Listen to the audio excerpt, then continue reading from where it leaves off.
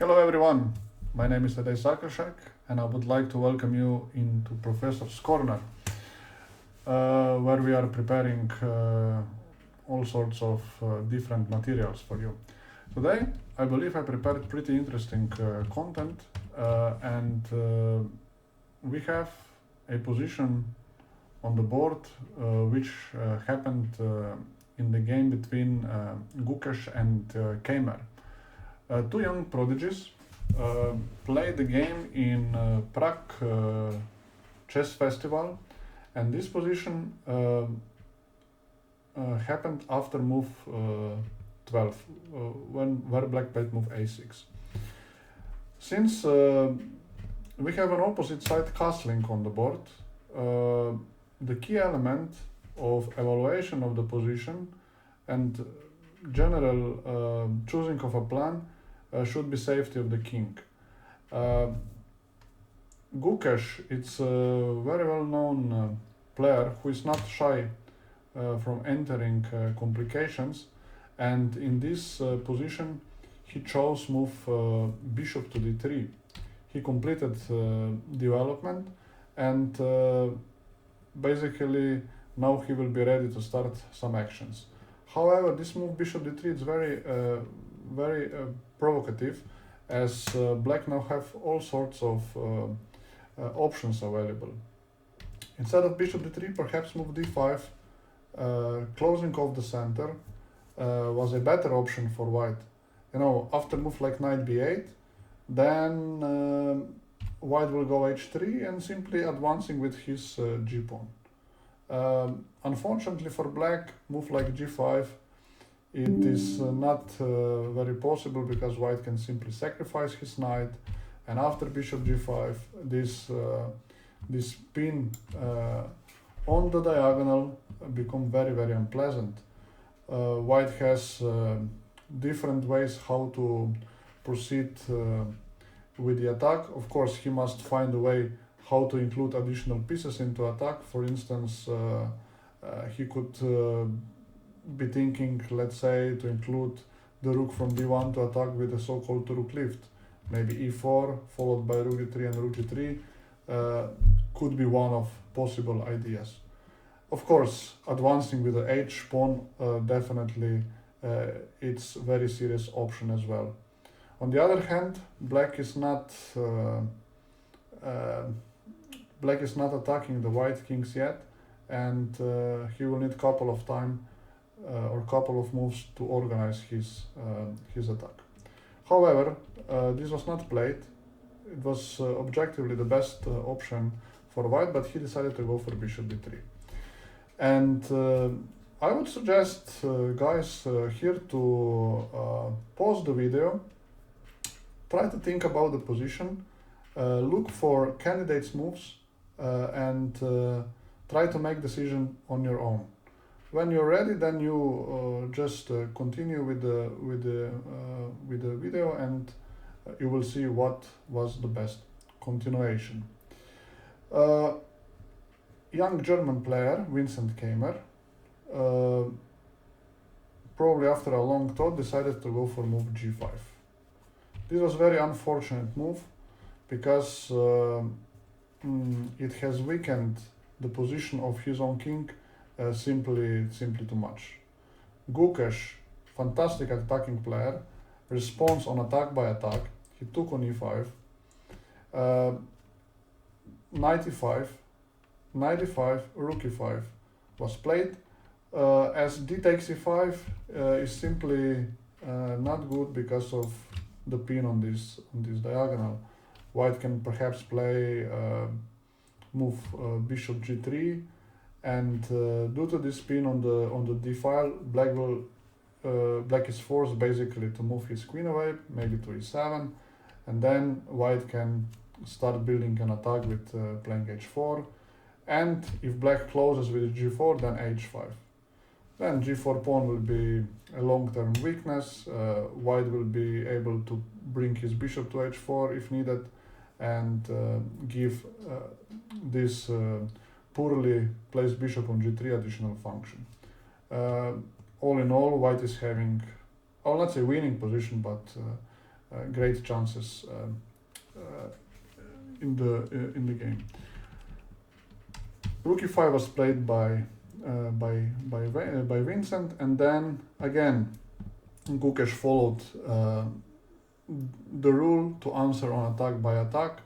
Remember that we are first looking for attacking options, and only if attacking options are not available, then we are looking for defensive resources, like moving the piece away or and so on. But here Gukesh, of course, went for f4. Rook e3, it's met by f takes g5, and let's say knight g4 with bishop h7 check. King h8 is followed by bishop f5, for instance, and the black king is simply too exposed to have a let's say equal fight here. White king is perfectly safe, and I believe that if we say that white's position here is winning, we are not exaggerating. So let's have a look what has happened in the game after f4. Rook c5 was played. Now power play by Gukesh. He's by every single move he is putting enormous pressure on his opponent. Rook c6 was played. Take on g5. Knight g4. Okay, this is logical continuation by Keymer, who is objectively lost, but he's looking for some practical chances. Gukesh continued with attack by playing bishop h7 check, king f8, and the last piece has entered the fight, rook h to f1. Knight e3 is not possible due to rook f7, king f7, queen g6. That's a king f8. It's met by check here, and g6 made by the pawn. Beautiful checkmate indeed. Let's have a see what has happened in the game. Vincent played queen e7, and of course the following move is very logical. g6 was played, f6, h3, attacking the defender. Keymer played d5. Objectively, whatever white plays here, it's winning for white, but Gukesh chose the most beautiful variation.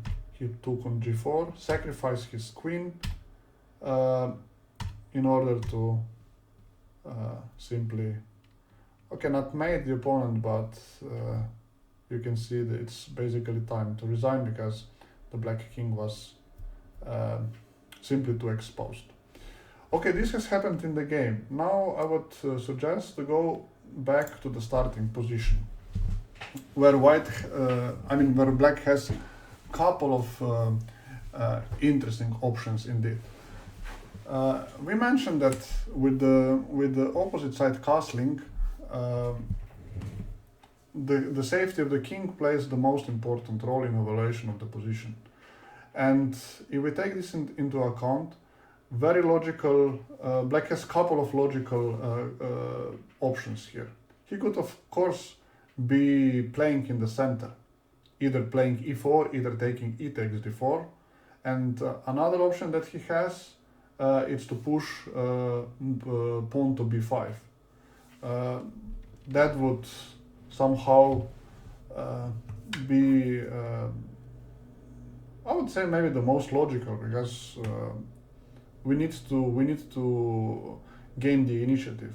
Something that has happened in the game where white attack was successful because he had a lot of attacking options. By playing b5, now white is unable to capture this pawn because then black has knight b4.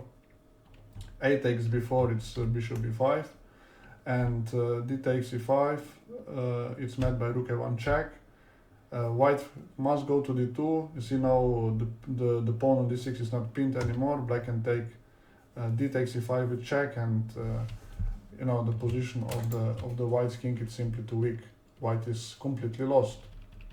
Instead of this, queen e2 probably it's a better option, but then black can play queen to b8, let's say, sacrificing a piece this way, and after queen b4, we don't have to continue calculating, because we can evaluate this position as that black has really strong attacking potential, even though he's a piece down. But if you're counting attackers and defenders, we can simply realize that the white king is basically without protection. So black has a great attacking position here. Therefore, after b5, probably bishop to e4 was the best response in this concrete position. And then black probably captures, white takes here, then take rook d4, and this position is unclear. I wouldn't say that any of the side is better. According to computer, black should be have more slightly favorable position if he would go for something like rook e6, but I would say that there is a great fight ahead of players. So b5 definitely an option worth considering it. If black is not happy with this kind of fight, he could have gone after bishop d3 for something like e takes d4. Simple opening the position in the center. It's possible way. For example, if white takes by the pawn, then g5, it's an option, yeah, because sacrificing of a knight this way doesn't work, because black can simply play knight d4 and let's say queen c3, just c5, and there is not enough material for white to exploit the vulnerable black's king. Therefore, bishop g3 it's must, and then black can go again for b5 with very complicated position. For example, d5 takes here, knight a5, rook bishop a2, and now rook c8 followed, with an idea to play c6 and open the c file, going after the white's king. Both kings are exposed, so it's not easy job ahead of players, definitely not. White could have taken by the knight here, and then this is one possible line, knight e5, let's say bishop h7 check, king h8 and bishop f5, with an idea to establish, let's say, a powerful knight on f5, which could lend support in attack. But again, black could have an option to push b5 in this position, and with unclear play. Maybe let us just look at a very interesting continuation which was possible by playing, if black would play move e4. To be honest, you know, when I see first time this position, I said, why not to play e4 here? Because, you know, black is simply attacking two pieces. Well, move like bishop e4 of course must be played. Black takes by the rook, queen takes e4, knight takes e4, bishop d8, rook d8. It's, I'll not say winning for black, but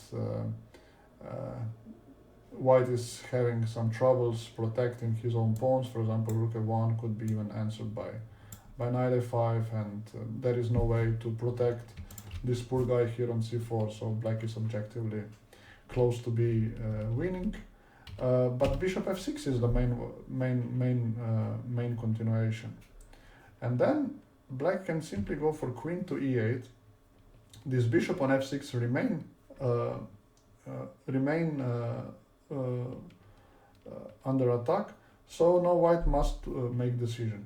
If he would choose the passive option bishop h4, then bishop f5 follows, and putting this queen under some pressure. Let's say if queen goes to c3, then black again push b5, and black would develop probably decisive initiative here. but somehow, you know, after move queen e8, I would again suggest you maybe to pause the video and try to find the best continuation.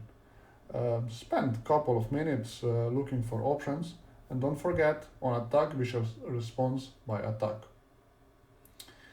Okay, now let's have a look what is the correct continuation here for white.